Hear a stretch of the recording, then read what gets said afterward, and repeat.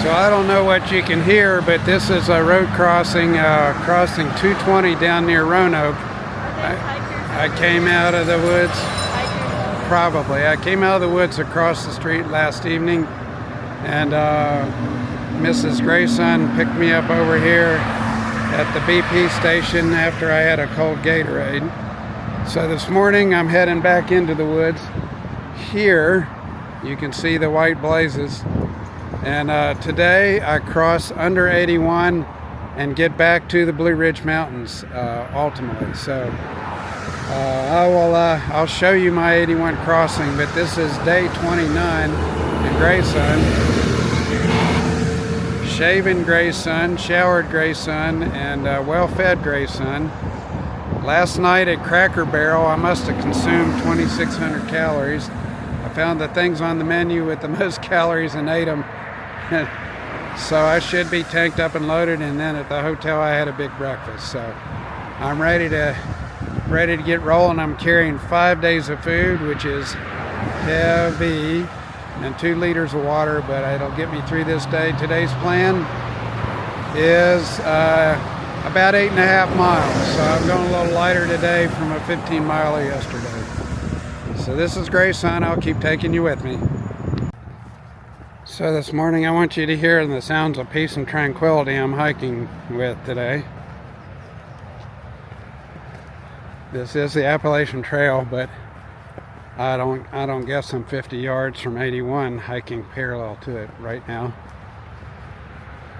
So you can hear the cars go by. Maybe it's more than 50 yards, but anyway, setting you up for crossing under 81. You gotta keep those mile markers. Gotta celebrate the victories. So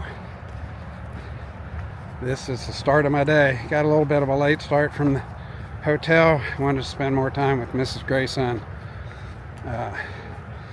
It's an adjusting thing to be away so much, and she's been a monster support on this trip.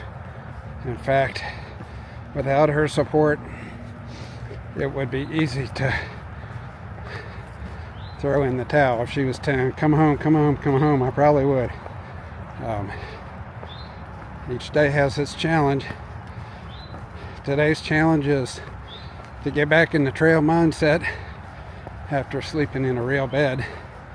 I know it's going to be pretty warm today. Like I said earlier, I'm going a short day. I think I'm going to stop. I hope to camp at a camping spot I've been at before with Caboose and my son Andrew back in 2022.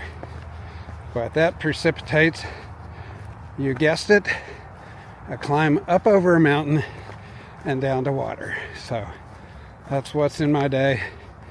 The goal today is to ease up over this mountain. I think I'm learning some things. If you hike slower, you can hike longer.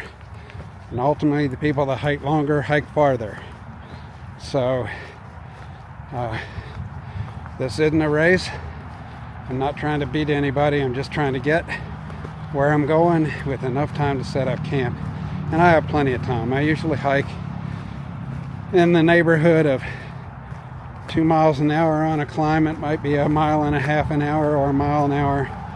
So by the time I hit the climb, I think I'll be like 3 miles into the hike, and I should have made good time by then. But anyway, a little bit what goes on in my head as I think about these things. Yesterday I didn't give you a wrap-up video. I was just too plump tuckered out and didn't have the energy. And then everything that goes into a town stop, you would not believe. I was busy basically from the time we got to the hotel till 10 o'clock. So first order of business is we went out and got supper, and ate a big supper. Then we came back, and I started working on charging all my devices and on posting up videos. So I can't seem to get them to drop at the times I want them to drop. Maybe it's hiker brain that I don't get it all figured out, but there should have been a raft of 3 or 4 videos that I got posted up while I had a wireless connection at the hotel. Along with that, I also caught up on my Facebook posts, and the one thing I didn't do was journal yesterday. I just ran out of time. 10 o'clock, I was tired, trying to figure out a charging issue with my phone, and then this morning we went to breakfast, and the same thing all over again. Mrs. Grayson and I did have time to have devotions and pray together and pray for our family, which is something we always do, and that was great. And then I had to do my resupply and figure out the food that I needed and where my next stop is. So my next stop is Glasgow, Virginia, or Glasgow, however you want to pronounce it, and it's 5 days. That's a heavy food carry. So today I didn't need breakfast, so I needed snacks and an evening meal, and then 4 complete days. Still playing around with the idea of taking a 0 after Glasgow, because I've been on trail like 15 days without a hiking break, and so my goal is to take a 0 day like every 2 weeks, just to give my body a little chance to catch up. This is the obligatory huffing and puffing segment as I try going uphill through this meadow, whatever you want to call it. We're just threading the needle to get under 81 and get back into the mountains. And as pretty as this is, it's in full sun, which makes it hot. So today's going to be pretty warm. Fluid management is going to be important, and so my thoughts on the start of day 28, and I'll keep taking you with me. So today's hike is taking us up and over this peak right here that you see. So fortunately we come up some feet, now we're going to go down, and then we're going to start the ascent in earnest. So that's when it's in for today. It's a gorgeous day. It hasn't gotten too hot yet, and when you're in the trees it's much cooler. I really appreciate the leaf cover, so we're going to keep plowing ahead. Okay, the sign says Full Heart Knob 3. That's the length of my climb today. Full Heart Knob is there's a shelter up there. I'm not sure I can count on the water, but I'm going to get some. I'm going to stop in and see if there's water, and then I'm going down the back side of that to a stream to a campsite. So 2 miles down, 6.4 to go. Okay, so we are approaching the crossover of 81, a cross under of 81.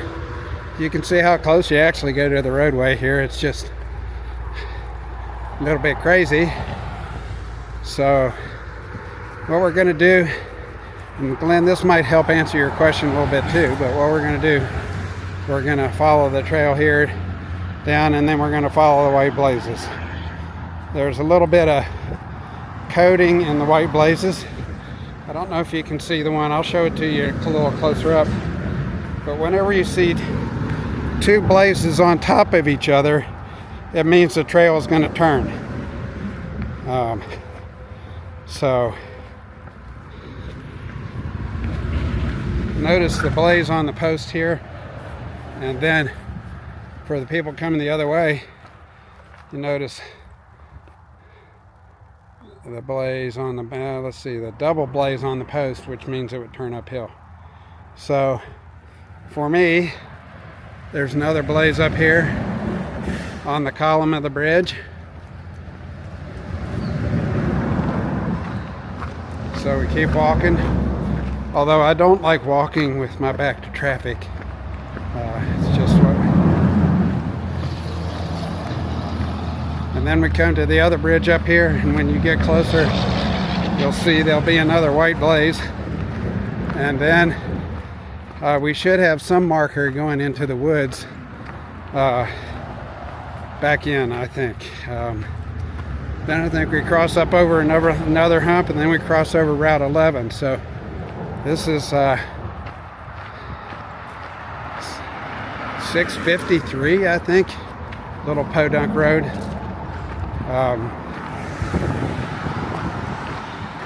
Also, you got to start watching out for, I noticed the poison ivy is coming out, and there's a big patch of it there. Okay, so here we see the double blaze. Double blaze means the trail's getting ready to take a turn. So you notice the double blaze on this post, and so that means I'm following the trail uphill. So it would be really nice if the trail was consistently blazed, like every, I don't know, 500,000 feet. But some places it's much better than others. And but usually at any trail junctures, the blazes work quite well.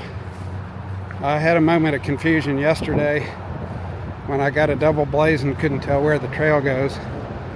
But as a backup, I have an app that uses GPS even when I don't have my cell phone online, cell coverage, and it shows you the center line of the trail, shows you as a little bubble on the trail, so that if you start going the wrong way or split off on a side trail, you'll see it. Very handy. Yesterday I took a break with about 3 miles to go and talked to Mrs. Grayson because she was meeting me, and I got up from the rock I was sitting on and took off.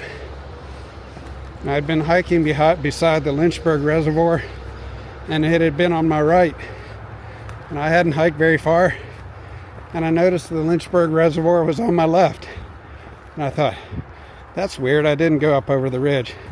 So I realized from that I was hiking the wrong way, and so I pulled out my app and started walking, and it showed me the direction I was walking in and verified that I was going the wrong way, and I turned around and went back.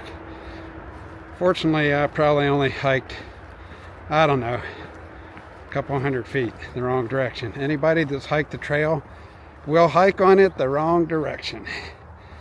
And if you think you're the exception, come try it and you will see. The other thing that plays into this is something called, we have terms out here, hiker brain. And when your body's exhausted, so is your brain. I didn't realize it, but your brain consumes 25% of the energy of your body just to do all your processing. So if you don't keep food shovels in your system, or you get exhausted, your mental acuity goes down, your ability to think and reason and make good decisions. So that's one reason it's important to keep food in your system, not to just get so focused on where you're going that you don't stop and take breaks, eat food, stay hydrated, because then it impairs your ability to make decisions. And last night, if I had to make decisions, I would have been a basket case. I got to the hotel and I told Mrs. Grayson that I'm just overwhelmed. I'm just overwhelmed with the amount of things that I need to do because I was so tired. And after a good meal and a little rest, my body began to be able to start to recover and I could focus in. But I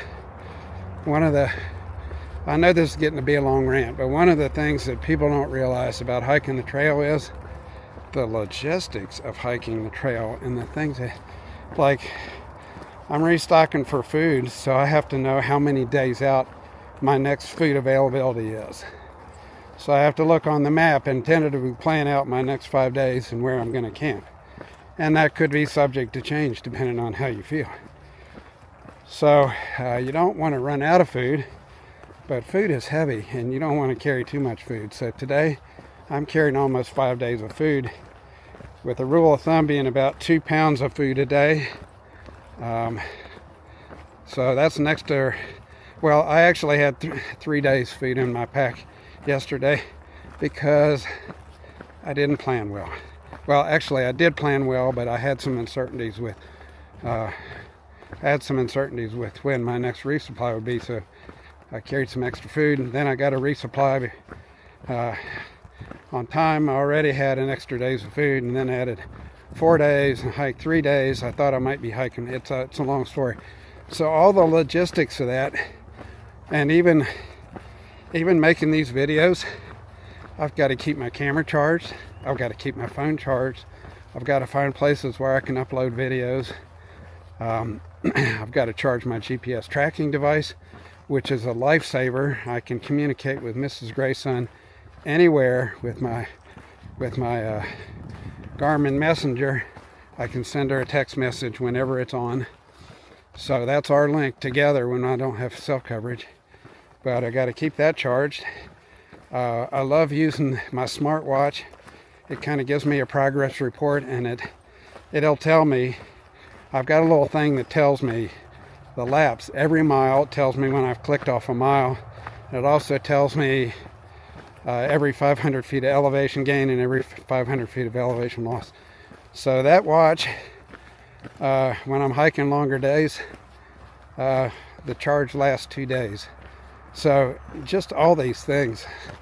Now I realize I don't have to have the watch and some of these other things, but it makes it complicated. It's a real boost to my morale. Yesterday in my long hike, my watch gave out with about 4 or 5 miles to hike, and it was kind of like losing a safety valve or whatever. It's just something that helped me track my progress pretty effortlessly. I can just flip over and look at my watch and see how many miles in I was, and then I had to start doing it a different way. So the logistics are pretty overwhelming, and you end up having to make decisions when you're tired, and it seems like you're never off unless you have a 0 day. But usually on a 0 day you're doing resupply and you're planning for the next phase of it. So it's a lot of work, and it gets easier as you do it. It gets a little bit more natural, get a bit more confident. Okay, so I'm coming to Route 11 here, north of Troutville, and I should have, well, I think it's Route 11. Anyway, get to cross over here, and from here on out then we have left civilization and we're in the woods.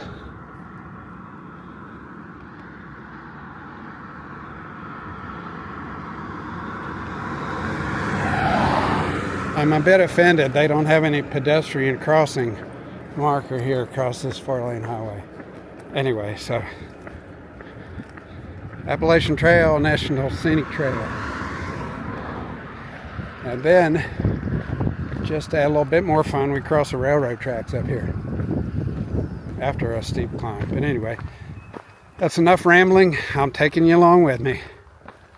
So if any of you are readers and you like to read books on the Appalachian Trail, I have a couple to recommend to you.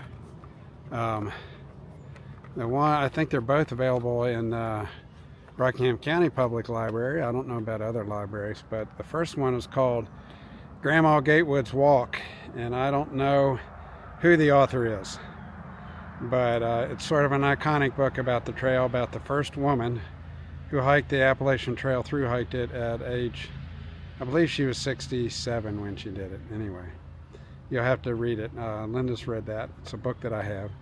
The other book that I have that I would recommend is a book called Hiking Through. Author is Paul Stutzman. It's become a bestseller on Amazon as well, but it's a it's a great book to read. It's more contemporary. It took place probably 5, 6, maybe more than that, maybe 8 or 9 years ago. But it's very good. He tells a lot of stories and talks about the things that he went through and the people he got. So it's a great book. So the other thing is, and I'll show you this later, but I use a guide, a paper guide to the trail called the AWOL Guide, AWOL, AWOL Guide to the Appalachian Trail. It's available on Amazon. For anybody that really be interested in kind of following along, you could buy that guide, and you could kind of start putting some of these names with mileages, and you could see the elevation profiles and those kind of things. So it's Mrs. Grayson has one. I use it for planning my mileage days, and then I have an app on my phone that I use during the day, but in the evening I look at my paper guide and look at where the water sources are, where the campsites are. The guide that's on my phone, the electronic guide, sometimes has additional information that's helpful. But they're all things that Grandma Gatewood didn't have when she hiked the trail. But I have them, and I'm using them because they help. So this is the ascent up to Full Heart Knob, whatever it's called. It is really gently graded, which is fantastic, which means I'm making pretty good time. The other thing that I wanted to talk about, got a lot on my mind this morning, but is that there is some strategy to planning your long days. Generally, you want to do a long day at the end of a food carry. So you would do a long day when you're hiking into town to resupply. You'll do a short day coming out of town. That's for a couple of reasons. One, you've done a long day yesterday, but two, you're going to be carrying a lot more food, and food is always down in the valley. So there's always a climb out of food. So whenever you resupply with food, you got to carry it up the mountain. So that's a little bit my strategy for this week. Today I'm taking an easier day with more food, etc. And it looks like, according to my planning, that my last day will be a 14-miler. Now, I've hiked this section of trail and know that good portion of that 14 miles is downhill off the mountain to cross the James River. So 14 is a long day, but if it's mostly downhill, it's not near as well, it can still be taxing on your feet and knees, but it doesn't tax your energy. And the other thing is that after a long day, you generally, I don't know what you want to call it, lead leg, rubber leg. Your legs need a little time to recover. And so, actually I'm doing pretty well today, but I can feel it. I can feel that I pushed pretty hard yesterday. And so we're going to ease it up over this grade. I'm going to try to go to the shelter for lunch, and then there's like 3.5 miles down to a campsite near a stream, and plan to spend the night there to launch me into a little bigger day tomorrow, 10 or 12. The terrain for the next couple of days is more roly-poly without big gains, so it's easier to do a longer day on that kind of terrain. Anyway, random thought. Okay, here we are at the top of the mountain. at the Full Heart Knob shelter. Pretty primitive, but I'm going to stop here and take a break. I had a pretty good morning. 1,800 feet elevation gain in 2 hours and 34 minutes. One thing unique about this shelter is that it has a cistern. I was up here once before and the cistern was dry. I think you have to go down behind here, and there's somewhere a pipe or a faucet that you can get water out of. Yeah, there it is. So we've got a sign down here. It says, boil or chemically treat all water before use. So I'm not really going to get any water here. I just want to see if there is some. So right over here is the spigot, and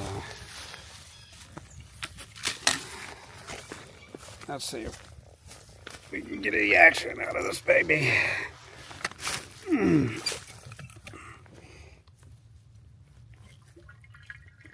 Yep, there's water.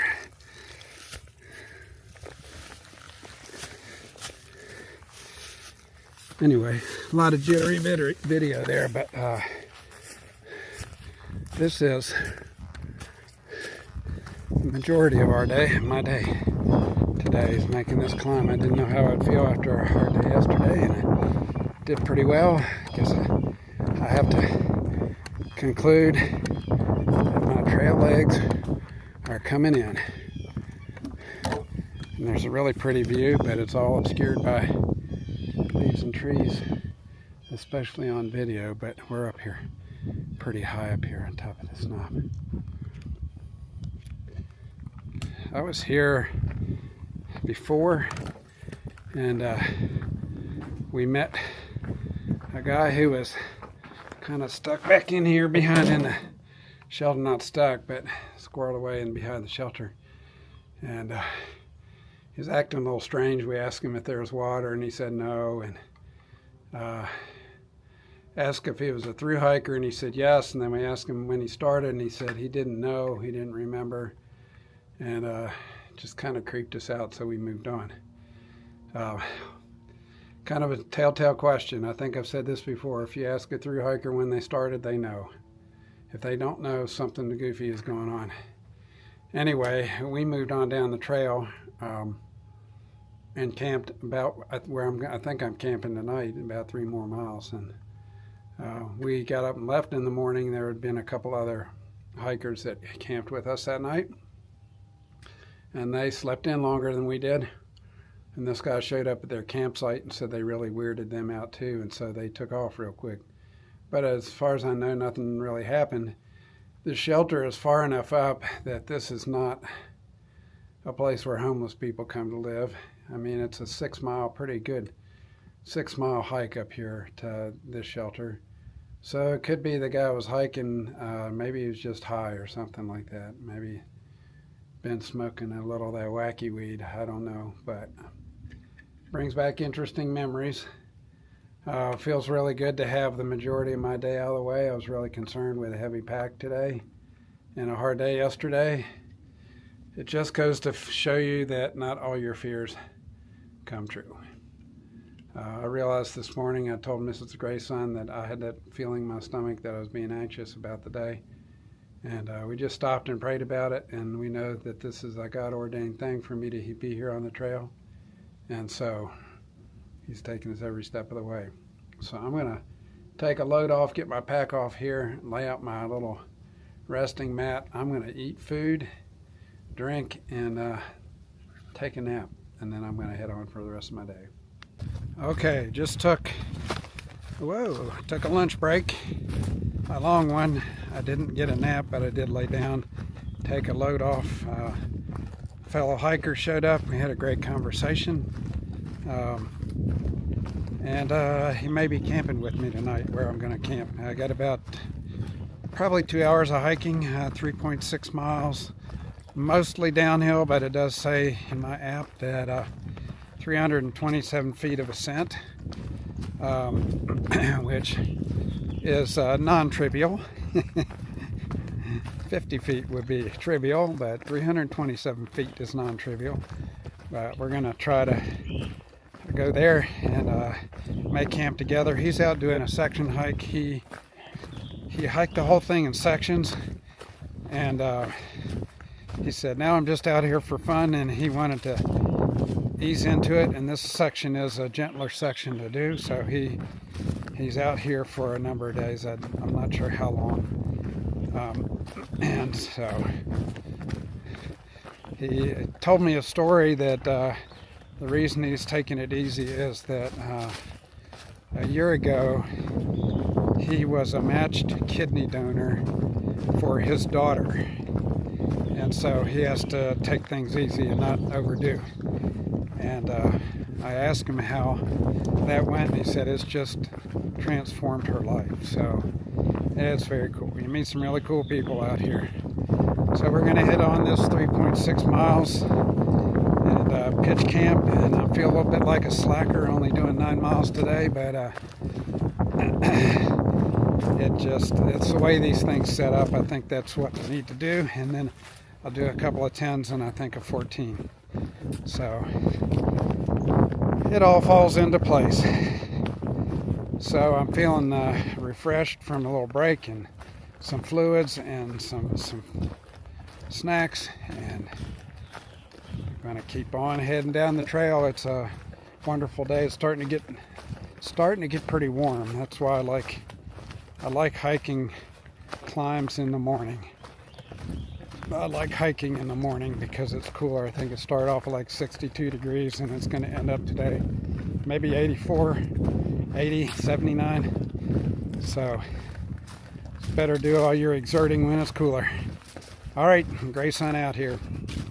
Okay, so several videos back, I gave a shout out to people who are regularly watching my videos, and I missed some people, so I need to give you an addendum. So I need to add to that list Glenn Rhodes, Alvin Beachy, Rod and Michelle Morgan. Those are the ones that I've heard of. I know there are more. I know my family is watching, but anyway, shout out to you guys for watching the videos. I like your comments. I don't reply to very many of them just because, kind of the same reason, it's hard to get videos posted. It's hard to do all the things, but I've been reading your comments and I love them, so keep them coming. And a couple of people made suggestions of things they'd like to see, and I will try to maybe make an extra video at some point on one of the requests was how do I do navigation, so I'll show you a couple of my tools. Hopefully I can capture them well enough on film. And you know, everybody does this a little bit somewhat differently. There's a lot of stuff that's the same, but I'll show you what I do, and it's a work in progress. So any through hikers that are watching this and thinking that I'm a neophyte, you're right, I am, and I'm sure that some of my stuff will change by the end of this trek, but I'll show you what I'm doing now. Well, I'll give you a day 29 wrap up. Today's hike was 8.4 miles. Elevation gain ended up being like almost 2,200 feet. After I left the shelter up there on the knob, I had another 300 or 400 feet to climb, and from the time I stopped to the time I started, it had really heated up. So the temperature got to about 84 degrees today, which makes climbing a little harder. I thought maybe up at the top of the mountain that I had more gas in the tank and could have gone on, but boy, by the time I got to camp here after a fairly long, steep downhill, I was ready to get off my feet. So that's what I'm doing now, is chilling, giving you a wrap up, and hopefully editing a video I can post up at a later date. I have a campmate tonight. I met a gentleman, his trail name is Dice, up at the shelter, and he wasn't sure he could make it to the next shelter either, and we talked about this campsite, so he's here camping with me, which is awesome. We were able to talk some over supper, and it's just nice to have somebody here. He's 67 years old from Orlando. He has hiked the whole trail in sections, and he said he's just coming out here to have some fun. So anyway, it was good to get his perspective and talk with him. So actually really happy with the day. If you had 8.5 and 15.5, you come up with 24 miles, which would be an average over 2 days of 12 miles. And all you need to do to complete the trail in 6 months is have an average of 10 to 12 miles per day. And so I'm kind of hitting those marks. I'm not setting any speed records or anything like that, but I'm starting to get into the stride. I can feel my body conditioning more and able to ascend without so many stops. I've kind of amended my tactic in that I just, when the steeper it gets, the slower I get, so I can keep going. But I'm not blowing out my heart rate, which is that's really cool. And so the more I'm out here, the more I think I can do this thing. I would lie if I didn't tell you that probably once a day you have a thought of, wow, really? I'll have to take a look. I think if I look at where I started from and how many miles I've put in now, that I've done about 10%. So 1 month, 10%. Hopefully it won't take 10 months, but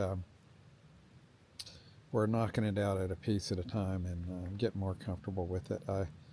I had some anxiety getting back on trail this morning. There's plenty of opportunities to be a worrywart. And I just realized my stomach was churning a little bit, and talked with Mrs. Grayson about it. And, that's one of the things I need to learn to grow in, is that every day has its uncertainty. You plan the best you can, and then you commit it to God's hands. So anyway, it's been a good day. I'm looking forward to a good day tomorrow. Tomorrow's mileage is 10 or 10.5 or something to another shelter with water, or if the shelter doesn't work out, we'll get water at that shelter and then move up the trail a little bit and stealth camp. And so shouldn't be a super long day. I've been averaging about 2 miles an hour, so it's really nice to knock out a lot of the hard work in the morning when it's cool. So it's supposed to be another hot one in the afternoon tomorrow, and I think a couple days from now we have a chance of thunderstorms in the afternoon. So you just plan the best you can. But this is Grayson signing off on day 29.